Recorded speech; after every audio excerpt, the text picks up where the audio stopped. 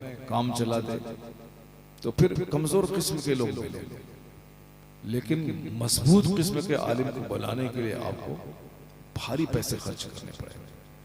आला हजरत ने लिखा है कि आखिर ज़माने में अज़ीमुश्शान मदारिस खोले जाए, बाकायदा तालीमें हों, बच्चों की जहानत का टेस्ट करके जो जिस काम का माहिर होने वाला हो उस काम में उसको लगाया जाए, बेशकीमत तनख्वाहें देकर असातिज़ा को रखे जाएं, किताबें खुशखत और ज़बरदस्त अच्छी तहरीर करके अट्रैक्टिव पुरकशिश तहरीर करके लोगों में बेकीमत या बिला कीमत बांटे जाएं। हमारे मैगजीन्स हों, हमारे रिसाले हों, हमारे मनाजिर हों, हमारे खतीब, हमारे दाई, दुनिया भर में जहाँ जिस शहर में जिस तरह की हाजतें हों उस शहर की टीम सुन्नियत की खिदमत करने के लिए वहाँ भेजी जाए। और आखिर में आला हज़रत कहते हैं कि सच कहा सादिक़ व मस्दूक़ सल्लल्लाहु अलैहि वसल्लम ने कि दीन का काम भी दिरहम व दीनार के बगैर नहीं चलेगा। जब दुनिया का सारा काम दिरहम व दीनार पैसे रुपए से चल रहे हैं तो दीन का काम भी पैसे और रुपए से चलेगा। तो इसलिए जलसे की अपनी एक अलग इम्पोर्टेंस है। इतना तो जरूर है कि अगर आप जलसे से बाहर जाएं, चाय पान की दुकान पे या तो किसी की ज़बानी गीबत सुनेंगे या गाने सुनेंगे, या नहीं तो मोबाइल लेके बैठ जाएंगे, फालतू की रील से आप देखेंगे। लेकिन जलसे में 2 घंटे आप बैठे रहे, न फालतू की रील्स है, न कानों में गाने की आवाज़ें हैं, न आँखों में किसी हसीना का चेहरा है, बल्कि पूरे 2 घंटे तक आपकी आंखें नेक लोगों का दीदार करती रही, आपकी ज़बान सुभान अल्लाह का विर्द करती रही, आपके कान में अल्लाह रसूल की बातों की आवाज़ पहुंचती रही। तो इस दौर में ये 2 घंटे की महफिल सबसे बड़ी खानकाह है। आजकल खानकाहों में सिर्फ तेल पानी और तावीज़ का कारोबार होता है। पहले ज़माने की खानकाहों में लोग घर छोड़ छोड़ के जाते थे, वहाँ 2 दिन 3 दिन रहते थे ताकि हम दीन सीखें, हमारे दिलों को करार मिल जाए। आज ये बातें मुसलमानों से हटकर गैर मुस्लिमों में चली गई। गैर मुस्लिमों का अरबपति खरबपति वो अपने शंकराचार्य अपने धर्म गुरु के पास आश्रम में जाते हैं। वो कहते हैं, रास्ता चलते हम लोग ट्रेन का सफ़र करते हैं, लोग बोलते हैं मैं वहाँ 2 दिन रह करके आया हूँ। 2 दिन से आत्मा को शांति मिलती है, रूह को सुकून मिलता है। और दुनिया दुकान कारोबार फैक्ट्री में भीड़ भाड़ की वजह से आदमी टेंशन और तनाव में रहता है। मैं वहाँ आश्रम में जाता हूँ, 2 दिन रहता हूँ, सारा टेंशन भूल जाता हूँ, फ्रेश होके आ जाता हूँ। ये बातें पहले मुसलमानों की यहाँ होती थी। लोग खानकाहों में जाते थे, वहाँ जाके 1-2 पारे तिलावत करते थे, 1-2 हज़ार बार दरूद पढ़ते थे, अपने पीर साहब की महफिल में बैठकर सुबह शाम वाज और तकरीर सुनते थे। उसको ऐसा लगता था कि अब पूरा रिलैक्स फील हो गया। उसको लगता था कि अब दुनिया की दौलत कोई माना नहीं रखती। उसके सीने में एक सुकून और फरहत का एहसास होता था। जो बातें हमारी थी वो बातें गैर मुस्लिमों ने ले ली, और हमने 24 घंटे माल माल, अब माल भी नहीं मिला, माल भी नहीं मिलता है। माल का मतलब हुआ आदमी 50 फैक्ट्री बना ले, 50 शहर में 50 करोड़ का बंगला बना ले, 10-10 करोड़ की कार पे चले तो चलो भी माल मिला। यहाँ तो वही छोटा सा घर, छोटी सी छत, छोटी सी बाइक, छोटी सी कार, और रिजल्ट निकला कि नमाज छूटी, रोजा छूटा, तरावी छूटी, जिक्र छूटा, दुरूद छूटा। ये सारी नेमतों को लूटा करके 2-4 पैसे कमा के घास हटा के छत डाल दिया। बस यही हमारी कामयाबी है। यानी दुनिया में दुनिया भी नहीं मिली, नमाज रोजा छोड़ के दुनिया भी नहीं मिली। और जन्नत जहाँ खरबों साल मुझको रहना है मरने के बाद, दुनिया में अगर गोल्ड का घर भी हम बना लें तो भी 70-80 साल में उसको छोड़ के चला जाता है। लेकिन मरने के बाद जिस दुनिया में कदम रखते हैं उस दुनिया का कोई इख्तिताम नहीं। वो दुनिया खरबों साल की है, सदा की, जहाँ मौत ही नहीं। मौत तो इस दुनिया में है कि 70-80-90 साल में हम मर गए, सारे तमाशे खत्म। लेकिन मरने के बाद जिस दुनिया में गए हैं वो दुनिया कभी खत्म नहीं होने वाली।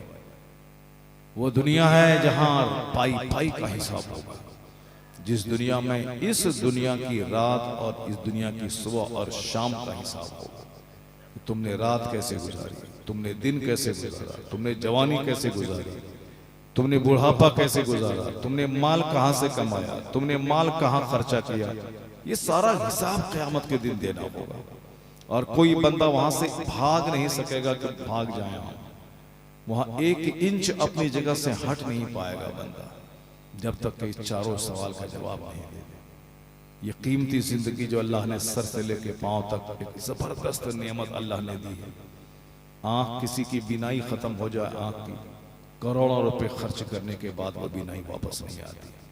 छोटी मोटी बीमारी हो तो ऑपरेशन करने के बाद थोड़ी सी आंख तेज हो जाती है, लेकिन हकीकत में अगर अल्लाह ताला आंख की बीनाई को छीन ले तो फिर अमेरिका का डॉक्टर भी बेवकूफ हो जाता है।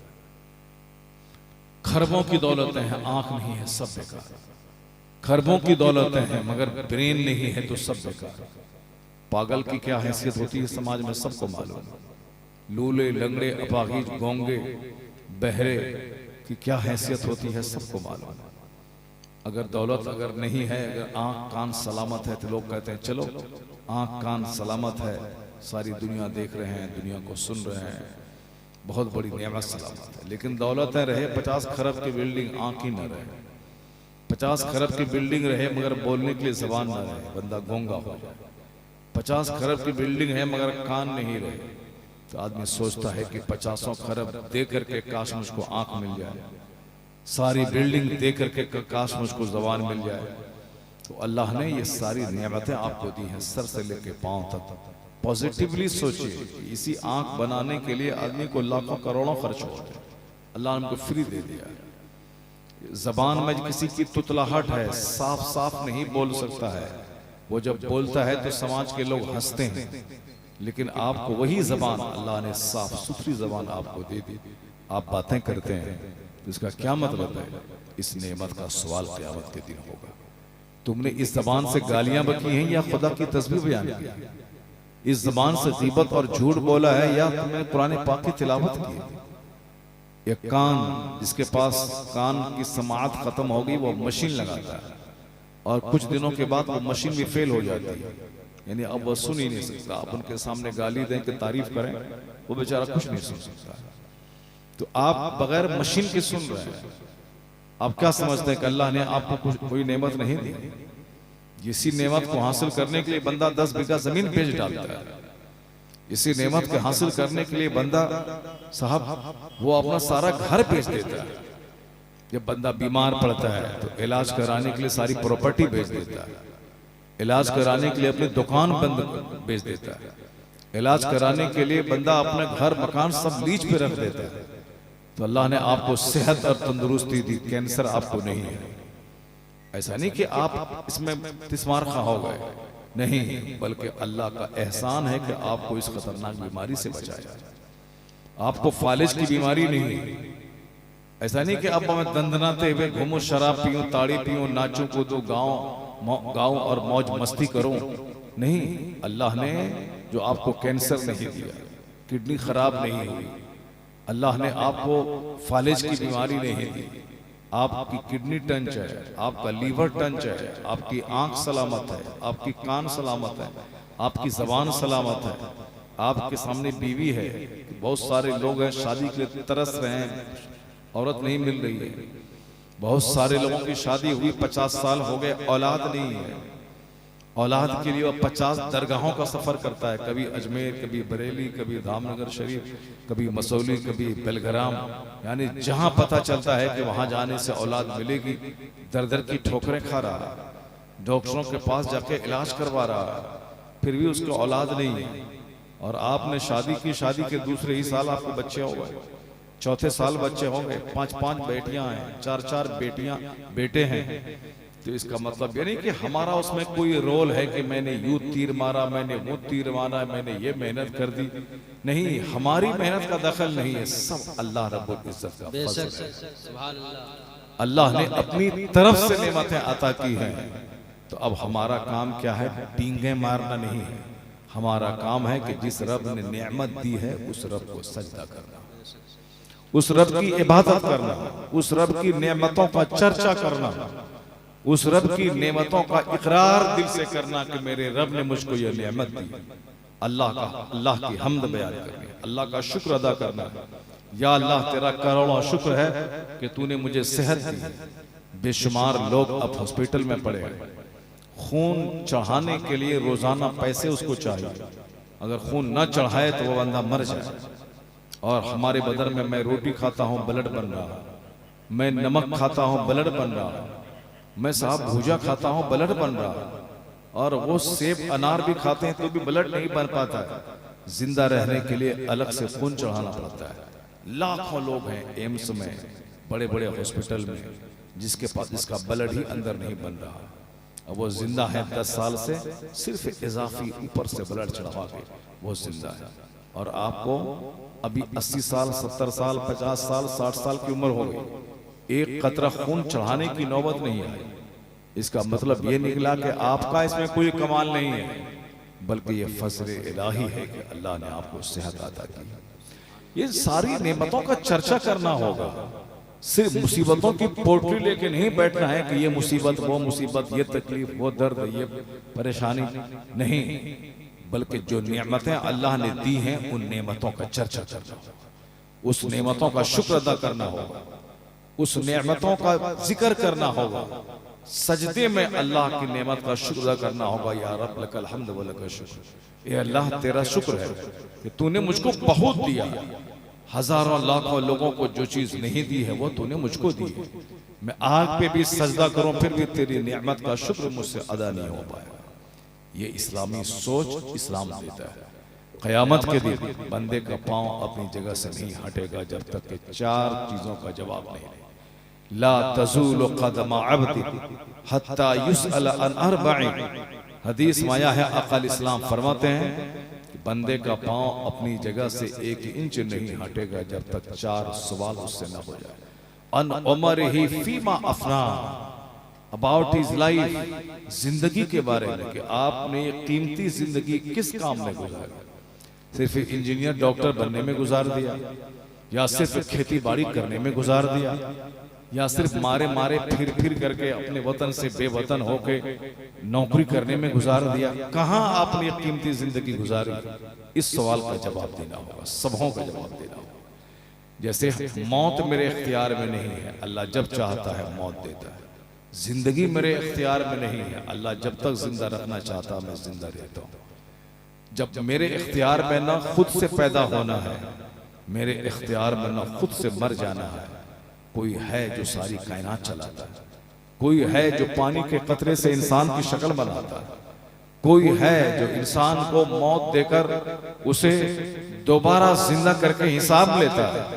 वो कौन है? वो अल्लाह की जात है। रोजाना सूरज का उगाना, सूरज का डुबाना, महीने का चेंज होना, रात और दिन का बदल बदल के आना, आदमी का पैदा होना, जवान होना, बूढ़ा होना और मर जाना, दरख्त का पौधा बनना, फिर जवान होना, फिर फलों से लद जाना, फिर उसके बाद उस दरख्त का सूख जाना, ये सारी नेमतें अल्लाह की। ये अल्लाह सारा सिस्टम चला रहा है, ये दुनिया का सारा निजाम अल्लाह चलाता है।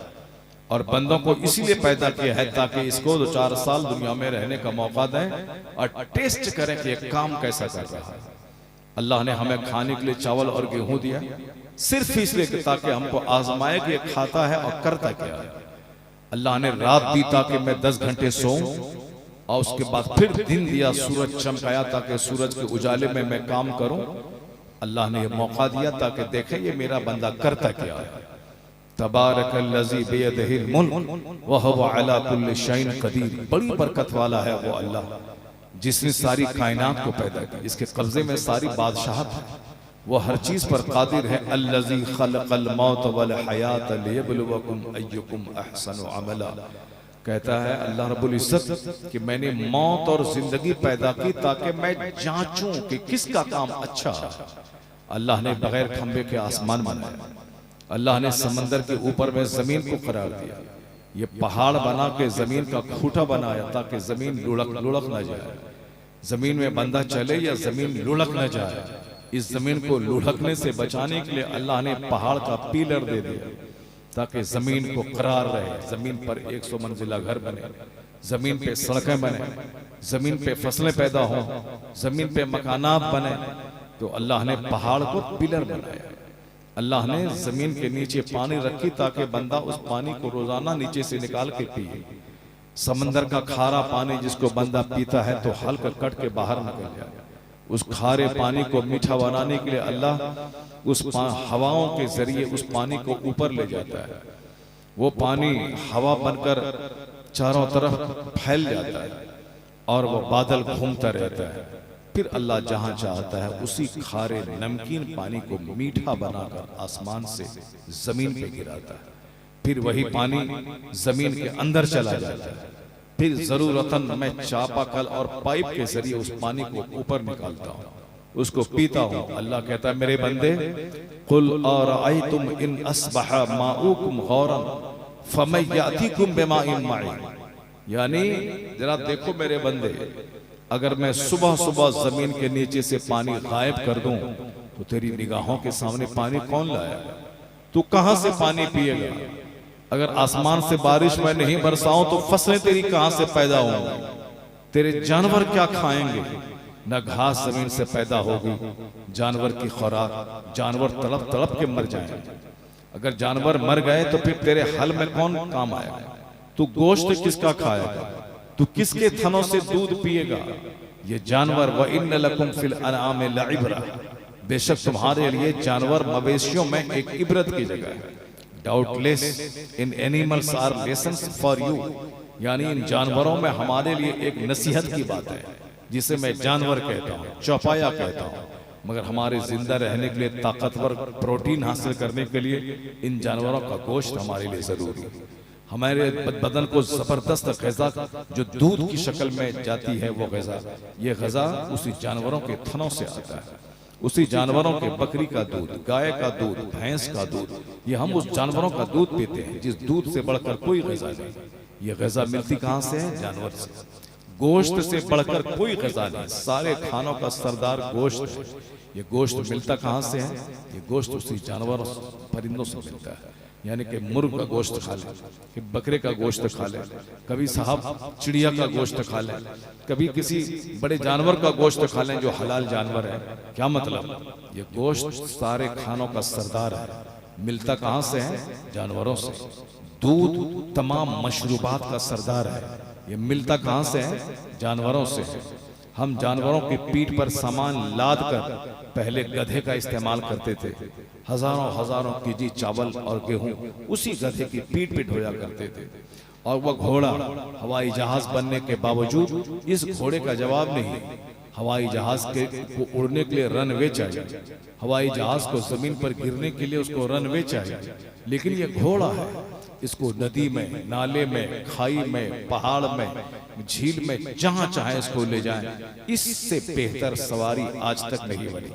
अल्लाह कहता है वल खैल वल बिगाला वल हमीरा लितरकबूहा वज़ीना व यखलुकु मा ला तालमून।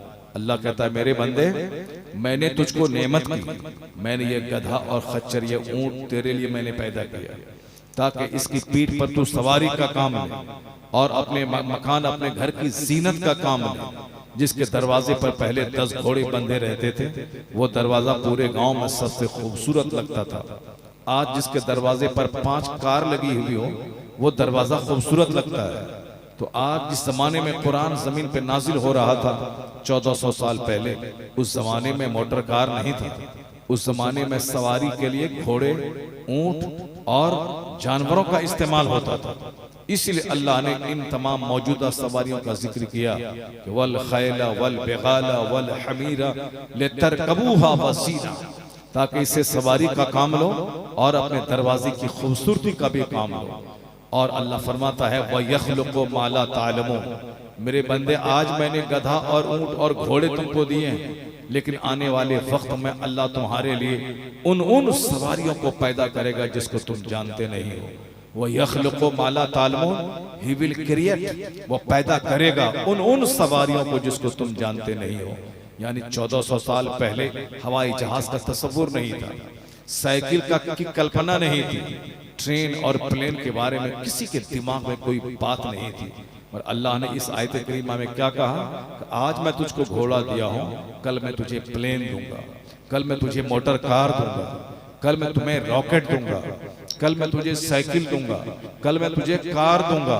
कयामत तक जितनी सवारियां पैदा हो सकती हैं, सारी सवारियों का चर्चा इस आयत करीमा में मौजूद है। वो यखलुक़ु मा ला तालमून, और अल्लाह पैदा करेगा उन सवारियों को जिसको तुम जानते नहीं हो। आज भी जिसके दिमाग में जिस सवारी का तबसर चर्चा मौजूद नहीं है, लेकिन आज के 1000 साल के बाद कोई अजूबा सवारी बनने वाली, जैसे मोटरसाइकिल हवाओं में उड़ने वाला, हवा में उड़ने वाला मोटरसाइकिल, जहां देखा ट्रैफिक जाम है, रास्ते में है, अब फौरन बाइक में किक दबाया और बाइक उड़ने लगेगा। फिर देखा रास्ता साफ हुआ, फिर वो बाइक को सड़क पे ले आया। वो जापान वालों ने उसका तजर्बा कर लिया। चाइना में वो सवारी बन गई है, कार हवाओं में उड़ने वाली कार से चल रहे हैं, ट्रैफिक रहा, जाम रहा, तो फौरन उसको फ्लाई कर दिया, कार उड़ने लगी। आगे जाके फिर उसको जमीन पे ले आया। इसका तजर्बा चाइना और जापान में हो चुका है। अब वो आने वाले वक्त में वो सवारी दुनिया में लॉन्च होने वाली है। 1000 साल के बाद और भी कोई अजूबा सवारी पैदा होगी, सबका चर्चा इस आयत करीमा में मौजूद है। वह यखलुक़ु मा ला तालमून, अल्लाह पैदा करेगा उन सवारियों को जिसको तुम जानते नहीं हो। व इन तउद्दू निअमतल्लाहि ला तुहसूहा, अल्लाह कहता है कि मेरे बंदे, अगर मेरी नेमतों को तुम गिनना चाहोगे शुमार नहीं कर पाओगे। इतनी नेमतें हैं, बंदा आंख बंद करके वो सिर्फ रोता है, सिर्फ शिकायत की पोटली लेके बैठ जाता है। बाप की गीबत, ससुर की गीबत, सास की गीबत, ननद की गीबत, पड़ोसी की गीबत, रिश्तेदार की गीबत करते करते चेहरा काला हो गया, गीबत करते करते दिमाग गंदा हो गया, गीबत करते करते ज़मीर मुर्दा हो गया, गीबत करते करते सेहत खराब हो गई। जो आदमी हमेशा नेगेटिव सोचेगा उसकी तो सेहत ऐसे ही जलकर राख हो जाएगी। जो आदमी हमेशा गुस्से में रहेगा उसकी सेहत जलकर राख हो जाएगी। जो बंदा हमेशा दूसरों से हसद, ईर्ष्या और द्वेष में रहेगा उसकी सेहत ऐसे ही चौपट हो जाएगी। जो हमेशा खुश रहेगा, जो हमेशा हशाश बशाश रहेगा, जो हमेशा पॉजिटिव सोचेगा, जो हमेशा अच्छी बातें दिमाग में लाएगा, तो उसकी सेहत मिलेगी। उसकी सेहत ऐसी अच्छी रहेगी, वो कभी भी मायूस नहीं रहेगा, उसका चेहरा खिला हुआ रहेगा, उसका चेहरा खिला हुआ रहेगा, उसका चेहरा खिला हुआ रहेगा, वो हमेशा खुश रहेगा, बीमारियां उससे दूर भागेंगी। इसलिए कुरान शरीफ में कहा गया तो हमेशा पॉजिटिव सोच रखा करो, अल्लाह की नेमतों पे गौर क्या करो। जब लगे कि मैं गरीब हूं, मेरे पास झोपड़ी है, तो ये कहो झोपड़ी अगर अल्लाह सोने का घर दे दे, मेरे दोनों पांव ले ले। का मैं चाहूंगा कि मेरा दोनों पांव नहीं रहे और सोने का 50 कमरे का घर अल्लाह दे दे, क्या करेंगे उस घर को लेकर के? अगर दोनों पांव नहीं है, दोनों पांव कट गया। अभी कुछ दिन पहले हमारे मोहल्ले में, जहां मैं नमाज पढ़ाता था बेंगलोर में, हमारे मोहल्ले में एक बंदा अजमेर शरीफ गया ख्वाजा गरीब नवाज के मजार पे हाजिरी देने। उनको सिर्फ इकलौता बेटा था, एक ही बेटा था, बिल्कुल मेरे मस्जिद के पड़ोस में उसका घर था। इकलौता बेटा जवान हो गया, और अब इकलौता बेटा है, माँ बाप का लाड प्यार खा खा कर मोटा हो गया। अब अजमेर जा रहा है, बेटा को लेके गया, अजमेर से वापस आ रहा था। ऐसा नहीं कि रास्ते में कुछ हो गया या अजमेर में कुछ हो गया, नहीं, बल्कि अजमेर शरीफ से वापस बेंगलोर स्टेशन पर गाड़ी खड़ी हो रही थी। स्टेशन पर उनके दूसरे रिश्तेदार लेने के लिए आए थे स्टेशन पर। रिश्तेदार ने उनको देखा कि अब ये इस बोगी में है, ये उतरने वाले हैं। इसने रिश्तेदारों को देखा कि मेरे रिश्तेदार वो हैं जो दौड़कर गाड़ी रुकने का इंतजार कर रहे हैं, गाड़ी रुकें तो हम इन लोगों को उतारें और फिर बाहर कार पे बिठा के घर ले जाएं। ये उनको देख रहे हैं, वो उनको देख रहे हैं, और गाड़ी बिल्कुल स्लो हो रही है। उसी दरमियान पांव उसका फिसल गया, उसको लगेगा, और बिल्कुल ट्रेन की पटरी में चला गया। दोनों पांव उसका यहाँ से खराब हुआ, दोनों पांव को काटना पड़ा। अभी दोनों पांव नहीं है, लड़का जिंदा है, बिल्कुल मोटा ताजा, आप देखेंगे देखते रह जाए, मगर ये दोनों पांव उसका काटना पड़ा। अब दोनों पांव कटे हुए हैं, उसके मसनूई पांव लगे हुए हैं, अपना व्हील चेयर पे बैठा रहता है, अपना जा रहा है, इकलौता बेटा। अब उसके पास बिल्डिंग मकान सब है, लेकिन वो यही सोचता होगा कि काश मकान नहीं रहता, पांव रहता, ताकि जहां चाहते जाते, दौड़ के जाते, बाजार जाते, मजे से रहते। वो बिल्डिंग किस काम की जहां सेहत नहीं है। अल्लाह ने आपको तंदुरुस्ती दी है, तो आप गरीबी करोना मत रोइए, हमेशा खुश रहिए। ये खुशी कहां से मिलेगी?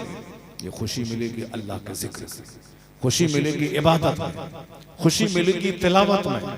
जहां गीबत का माहौल है, नफरतों का माहौल है, वहां खुशी नहीं मिलेगी।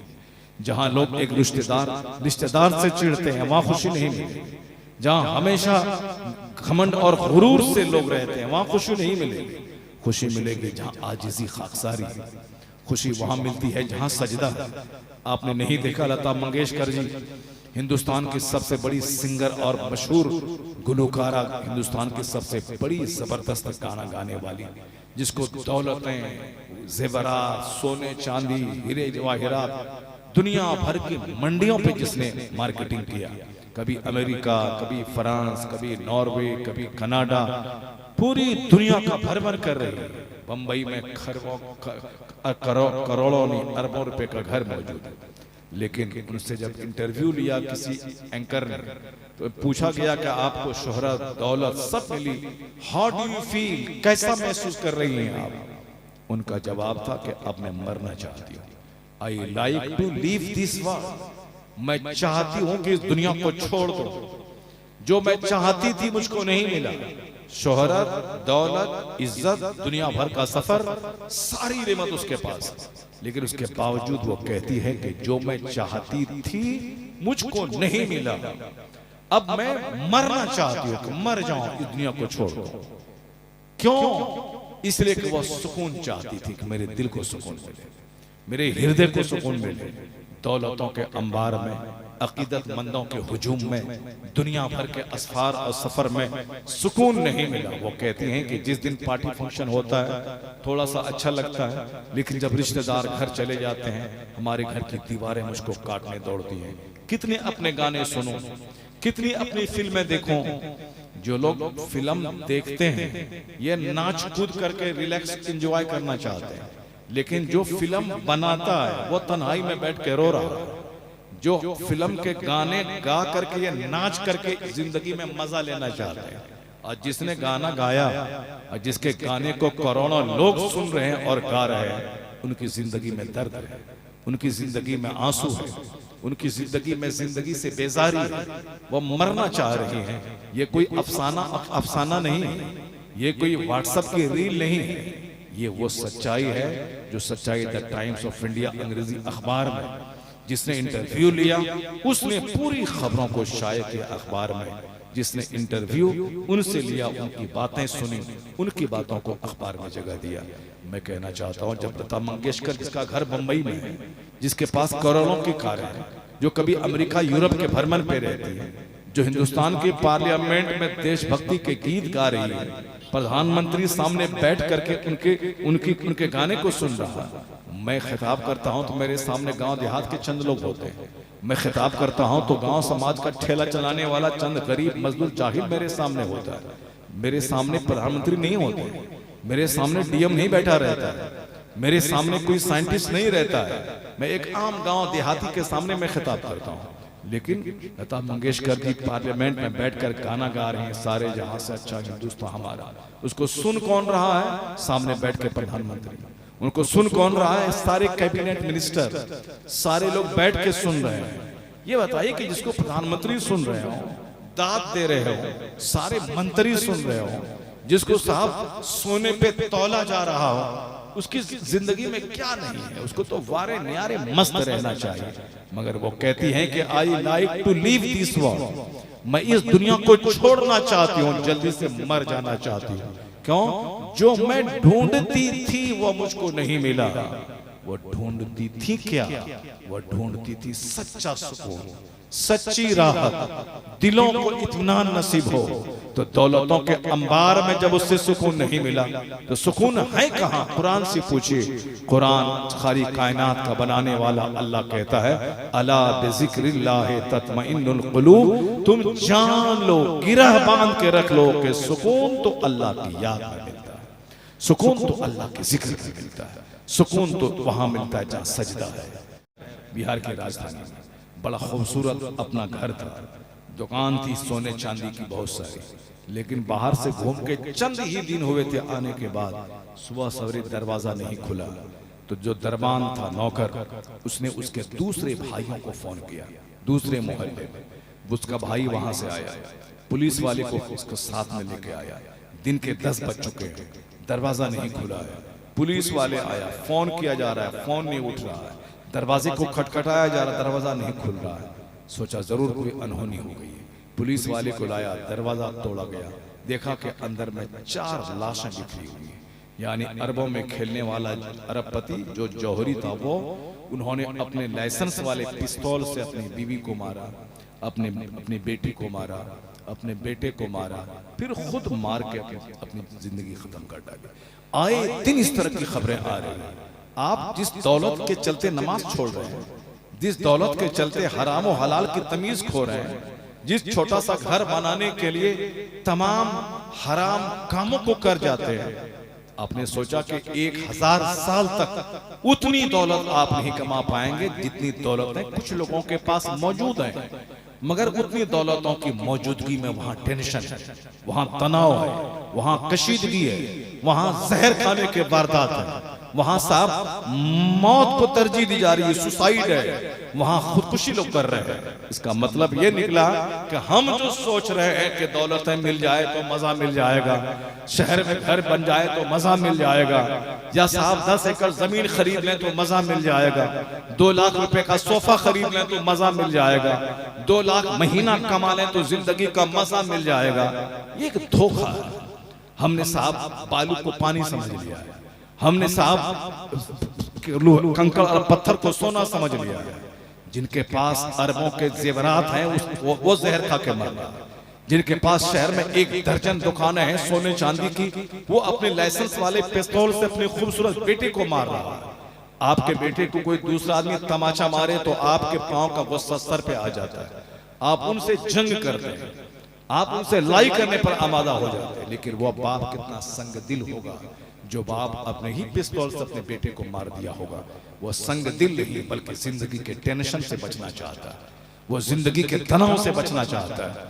पता ये चला जब जौहरी के घर में सुकून नहीं है, जब वो सिंगर बुलबुले हिंद के घर में सुकून नहीं है।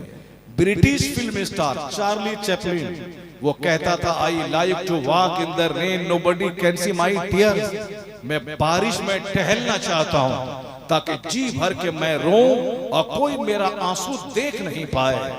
क्या गम था उसके पास, जिसके पास खरबों का घर, करोड़ों की कारें, दुनिया भर में करोड़ों जिसके फैंस हैं, मगर वो बारिश में टहल कर जी भर के रोना चाहता है ताकि बारिश हो, मैं रो, मेरा आंसू कोई देख नहीं पाए। जब चार्ली चैपलिन के घर में सुकून नहीं है, लता मंगेशकर के घर में सुकून नहीं है, जब मुकेश अंबानी के घर में सुकून नहीं है, जब पटना के जौहरी के घर में सुकून नहीं है, तो हमारे और आपके जैसे फटीचर क्लास के घर में सुकून कहां से मिलेगा? तो सुकून है कहां? तो जिसने जमीन आसमान पैदा की, जिसने हमको पानी के कतरे से पैदा किया, उस रब का फरमान है, जान ले व तत्मइन्नु कुलूबुहुम बिज़िक्रिल्लाह। मोमिन का दिल अल्लाह की याद में सुकून पाता है, मोमिन का दिल अल्लाह के जिक्र से सुकून पाता है। अला बिज़िक्रिल्लाह तत्मइन्नुल कुलूब। तो जान ले के दिल को सुकून, दिल को खुराक चाहिए। दिल की खुराक है अल्लाह का जिक्र, दिल की खुराक है तिलावत, दिल की खुराक है नेक लोगों की सोहबत, दिल की खुराक है सुन्नतों की पाबंदी, दिल की खुराक है अल्लाह रब्बुल इज्जत से शदीद मोहब्बत। ये खुराक जब तक नहीं मिलेगी दिल भूखा रहेगा, और जब दिल भूखा रहेगा चेहरा काला रहेगा। जब दिल भूखा रहेगा जिंदगी का सुकून खत्म हो जाएगा। तो सारी दुनिया सुकून की तलाश में भटक रही है। ये जलसा उसे पैगाम दे रहा है कि सुकून न अमेरिका घूमने में है, सुकून न दुबई का चक्कर लगाने में है, सुकून न बाली द्वीप घूमने में है, सुकून तो मस्जिदों की सूखी चटाई में है, सुकून तो अपने घर की चटाई में है, सुकून तो अल्लाह के जिक्र में है, सुकून तो फकीरों की खानकाहों में है, सुकून तो अल्लाह वालों के मज़ारात के पास है, सुकून तो जहां जिक्र है, तिलावत है, अरबपति से बढ़ के सुकून अल्लाह उस दिल में अता फरमा देता है। यही वजह है कि अल्लाह वाले जब जमीन पर रहते हैं तो दुनिया वालों की भीड़ लगी रहती है। जो नमक रोटी खाते हैं, जो जौ की रोटी खाते हैं, सूखी रोटी खाते हैं, जिनके कपड़े में पैबंद लगे होते हैं, लेकिन उनके दरवाजे पे बादशाह लोग आके दुआओं की भीख मांगते हैं। और जब यही फकीर दुनिया से मर जाते, इंतकाल करके कब्र में पहुंच जाते हैं, तो फिर लोग वहां कब्र को नहीं छोड़ते हैं, उस कब्र पे जा करके वहां से अपने सुकून की भीख मांगते हैं। अजमेर शरीफ में गरीब नवाज ईरान में पैदा हुआ, ईरान से चल करके हिंदुस्तान आए। आपने सबसे पहले बुखारा समरकंद का सफर करके इल्म हासिल किया। कोई वली नहीं हो सकता जब तक कि वह आलिम ना हो जाए। कोई भी ढोंगी, चाहे वह 10 उंगली में 10 अंगूठी पहने, चाहे काला पीला हरा नीला कपड़ा पहने, नीला कपड़ा पहनने में विलायत नहीं रहती। अगर विलायत इतनी सस्ती चीज हो तो हम भी जाके कोई काला कपड़ा दुकान से खरीद के लाके पहन लेंगे, हम भी पीला कपड़ा दुकान में मिलता है पहन लेंगे। नहीं, पीला कपड़ा हरा कपड़ा नीला कपड़ा पहनने से कोई वली नहीं बनता। अंगूठी मिलती है दुकान में, हम 10 उंगली में 20 अंगूठी पहन लेंगे। माला मिलता है दुकान में, हम 10 माला गले में डाल लेंगे। तो माले से विलायत नहीं मिलती है, विलायत मिलती है इल्म से, विलायत मिलती है अल्लाह के डर से, विलायत मिलती है तकवा से, विलायत मिलती है रोजाना 500 रकात नमाज से नफल पढ़ने से, विलायत मिलती है किताबों के मुताले से, विलायत मिलती है इल्म और अमल से, विलायत मिलती है, विलायत मिलती है अल्लाह के फजल से। तो अल्लाह ताला किसी जाहिल आदमी को वली नहीं बनाया, बल्कि वली होने के लिए आलिम का होना शर्त है। दुनिया में सारे लोग, अक्सर लोग तो ढोंगी बन रहे हैं, इसलिए जैसे लोग वैसे उसके मानने वाले। अब ये ढोंगी दूसरों को अपनी तरफ माइल करने, 2 पैसा कमाने के लिए चाहे तो 10 माला डाल लिया, 10 अंगूठी में 10 उंगली में 10 अंगूठी पहन लिया, या दोनों हाथ में मजबूत धागा बांध लिया, सोने की अंगूठी पहन लिया और सर हिला रहा है कि बाबा हो गया। ऐसे कोई पहले डकैती करता था, फिर बाद में पुलिस वालों से बचने के लिए ये बाबागिरी के ढोंग रचने लगा। पहले सूद खाता था, जिना करता था, फिल्म में नाचता था, बाद में अपने ऐप पर पर्दा डालने के लिए 10 माला गले में डाल दिया। तो अब वो लोग उसको बाबा कहने लगे, ये बाबा हो गए। असल में जो अल्लाह के वली होते हैं वो इल्म से होते हैं। गौसे आजम ईरान से निकले, बगदाद गए, 10-20 साल तक इल्म हासिल करते रहे।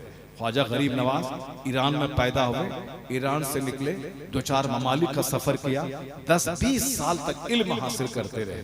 सरकार आला हजरत फाजिल बरेलवी वो पैदा हुए, अपने बाप से इल्म हासिल किया, दूसरे असातिज़ा से इल्म हासिल किया, 1000 किताबें लिखने वाला दुनिया का जबरदस्त राइटर बन के आप चल रहे। इमाम गजाली, जलालुद्दीन स्यूती, जितने भी बड़े बड़े उलमाए कराम हैं, ये सब के सब वली, और सब के सब वली बने क्यों? पढ़ लिख के वली बने। गौसे पाक कहते हैं, दरस्तुल इल्म हत्ता सिरतु कुतबा, मैं इल्म सिखाता रहा, मैं इल्म पढ़ाता रहा, यहाँ तक कि मैं कुतुब बन गया, वलियों का सरदार बन गया। पढ़ाते रहने से वलायत मिलती है, अमल करते रहने से वलायत मिलती है, कुतबियत मिलती है। मगर जाहिल ढोंगी किस्म का आदमी, कुछ नहीं मिला तो कपड़ा पहन के धागा बांधकर एक दरख्त के नीचे बैठकर दरख्त में धागा बंधवाया और साहब सर हिलाया, आप बस वली बन गया, बाबायत का ढोंग रचा। दिन भर में कोई एक उल्लू तो आएगा, वो उल्लू आकर के पैसा देगा, काम चलता रहेगा। लोग पेट पालने के लिए बाबा की साहब का ढोंग करते हैं। लोग पेट पालने के लिए कहीं दरगाह निकाल दिया, यहाँ दरगाह है, यहाँ दरगाह निकाल दिया, फिर बैठ करके साहब वो सर हिलाने लगा। अब लोगों को बेवकूफ बनाता है। कुछ लोग तमिलनाडु में साहब प्लान करके करोड़ों रुपए कमाने के लिए एक ढोंग रचा। उसने रातों रात एक बहुत बड़ा गड्ढा खोदा, उस गड्ढे में कच्चा चना को डाल दिया और फिर उसमें पानी डाल दिया। उसके बाद सुबह सवेरे एक ढोंग रचा कि साहब एक मूर्ति रख दी कि साहब वो मूर्ति उसमें निकल रही है। अब जैसे जैसे चना फूल रहा था, चना बढ़ रहा है, अब बढ़ रहा है तो वो ऊपर की तरफ मूर्ति बाहर निकलती चली जा रही है। अब भीड़ लग गई, अंध भक्तों की भीड़ लग गई। साहब यहाँ से मूर्ति निकल रही है, फला बाप कोई शंकरिया बाबा निकल रहा है, अब निकल रहा है। अब साथ भीड़ लग गई। अब जब भीड़ लगी मोहब्बत में, कोई जेवर डाल रहा है, कोई पैसे डाल रहा है, क्योंकि अपनी आंखों से चमत्कार देख रहा है कि साहब वो धीरे धीरे निकल रहा है, बराजमान हो रहा है, प्रकट हो रहा है। अब साहब क्या है कि अब पुलिस वाले आ गए, डीएम की गाड़ी आ गई, सब लोग परेशान है कि आखिर ये है क्या चीज हो रहा है, क्या हो रहा है। ये ऊपर निकलता है, जैसे जैसे वहां चना फूल रहा है, चना बढ़ रहा है, वैसे वैसे निकल रहा है। अब पैसा की भीड़ लग गई, पैसा करोड़ों रुपए का सा ढेर लग गया। पुलिस वाले ने दिमाग लगाया तो जरूर इसमें कोई फ्रॉड है। इसमें उन्होंने अपने अमले को बुलाया, खुदाई शुरू की। जब खुदाई शुरू की तब यह राज खुल गया कि साहब यहाँ तो इन्होंने चना डाला है, उस चने में पानी डाला है, वो चना धीरे धीरे फूल रहा है और ये मूर्ति धीरे धीरे ऊपर निकल रही है। इसी तरह के ढोंग रचाते हैं लोग। कहीं कब्र निकाल दिया, बोला कि हमारे ख्वाब में बाबा आया है, बोला हमारा मजार यहाँ तुम लोग लगा नहीं रहे हो, अब लगा दिया।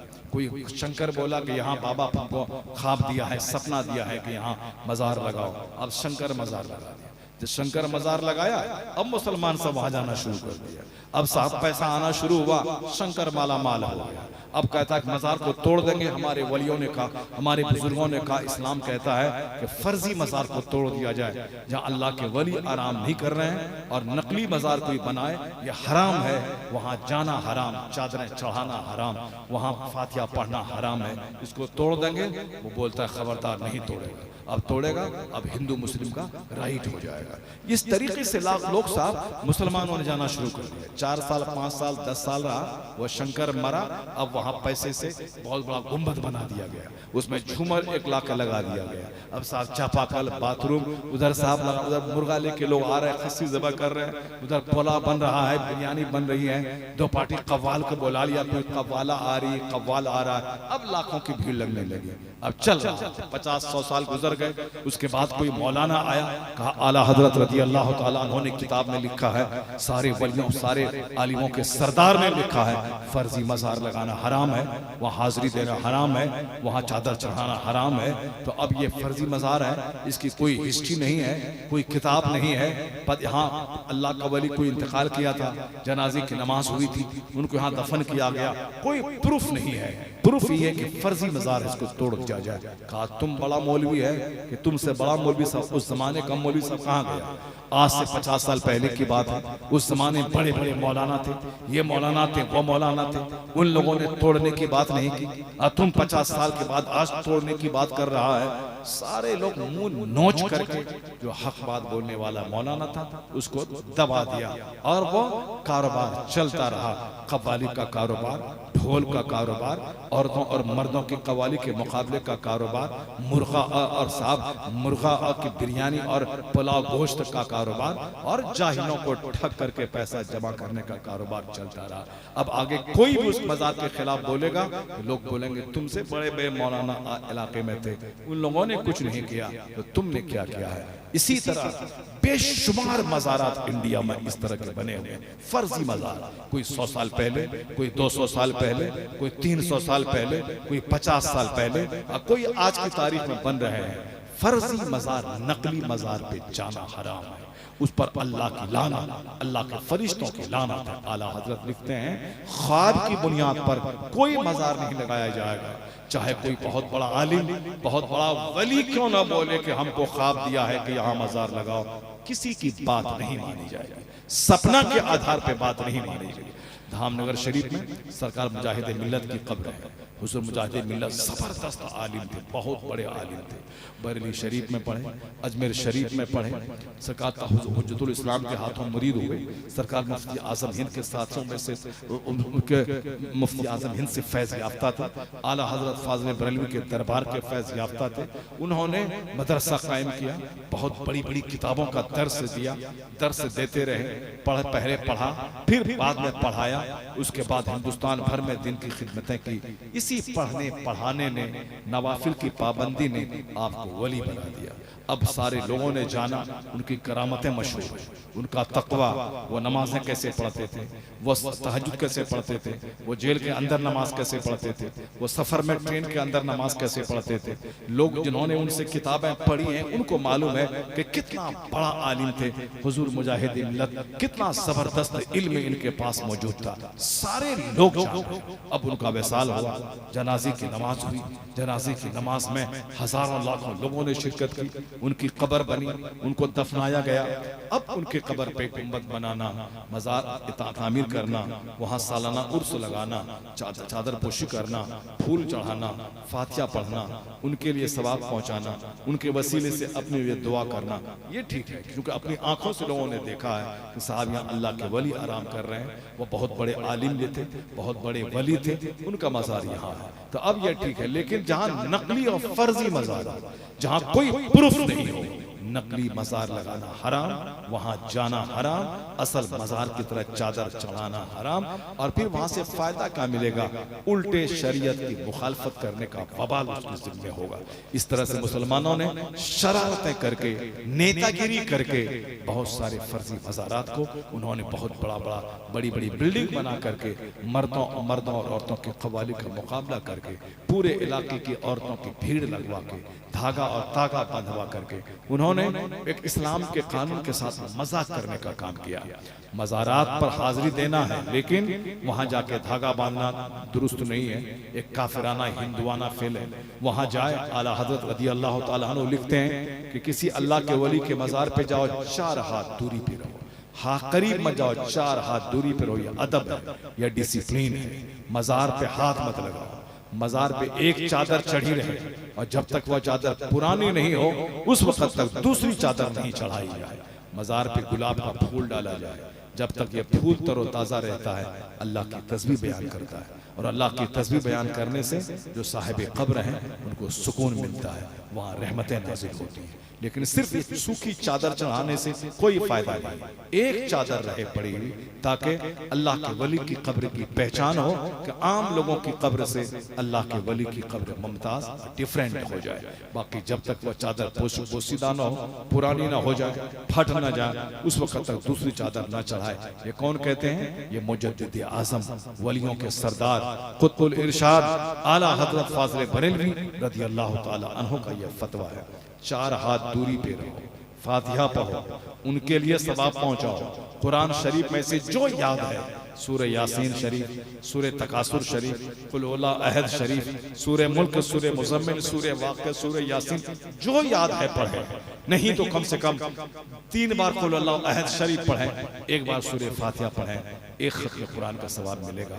उसका सवाब उस साहिब कब्र को पहुंचाएं, उनके वसीले से अपने लिए दुआ करें, या अल्लाह इस अल्लाह के वली का वास्ता है, तेरे इस वली का वास्ता है, मुझे नेक बना दे, नमाजी बना दे, सेहत तंदुरुस्ती दे दे, मेरे घर में बरकतें दे दे।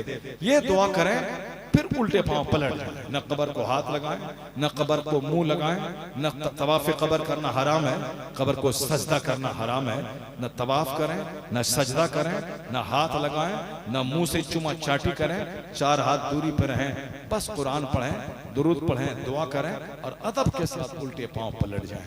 ये मज़ार पाक का अदब है। मगर लोगों ने क्या कर रहा, साहब जब कोई तवाफ कर रहा है, कोई जाके वहाँ चादरें चढ़ाने की मिन्नतें मांग रहा है, कोई वहां जाकर के साहब कब्र को सजदा कर रहा है, कोई साहब कब्र को हाथ से दबा रहा है जैसे कि पैर दबा रहा, कैसे कैसे खुराफात लोग कर रहे हैं। कोई सारी जिंदगी मजार पे नहीं जाएगा तो उसको कोई गुनाह नहीं होगा, मगर मस्जिद अगर नहीं गया, फजर की नमाज नहीं पढ़ी तो गुनाह है कबीरा, बड़ा गुनाह है। जोहर पढ़ना फर्ज, बड़ा फर्ज, छोड़ना बड़ा गुनाह, असर पढ़ना बड़ा फर्ज, असर छोड़ना बड़ा गुनाह, इशा मगरिब फजर पढ़ना बड़ा फर्ज, छोड़ना बड़ा गुनाह। नमाज क़यामत के दिन सबसे पहला सवाल नमाज का होगा, इन्ना अव्वल मा युहासबु बिहिल अब्द यौमल क़यामति सलात। क़यामत के दिन सबसे पहला सवाल नमाज का होगा। अगर बंदा नमाज के बारे में जवाब नहीं दे पाया, फ़क़द ख़ाबा व ख़सिरा, हुजूर कहते हैं वो शख्स तबाह हो, बर्बाद और हिलाक हो गया। और जो नमाज पंजगाना के बारे में जवाब देने में कामयाब हो गया, हुजूर कहते हैं फ़क़द अफ़लहा व अंजहा, व कामयाब और बामुराद हो गया। तो क़यामत के दिन सबसे पहला सवाल नमाज का होगा। तो दरगाह बनने से पहले मस्जिद की तामीर हो, पांचों टाइम नमाज पढ़े। क़यामत के दिन इसका सवाल होगा। दरगाह कोई नहीं बनाया, अल्लाह की कसम कोई सवाल नहीं होगा। दरगाह पे कोई हाजिरी नहीं दिया, अल्लाह की कसम कोई सवाल नहीं होगा कि तुमने दरगाहों पर हाजिरी क्यों नहीं दिया। लेकिन अगर कोई नमाज नहीं पढ़ा, सबसे पहला सवाल यही होगा। मस्जिद की तामीर गांव में नहीं की, उसका सवाल होगा। अजान और जमात मस्जिद में नहीं हो रही है, उसका सवाल होगा।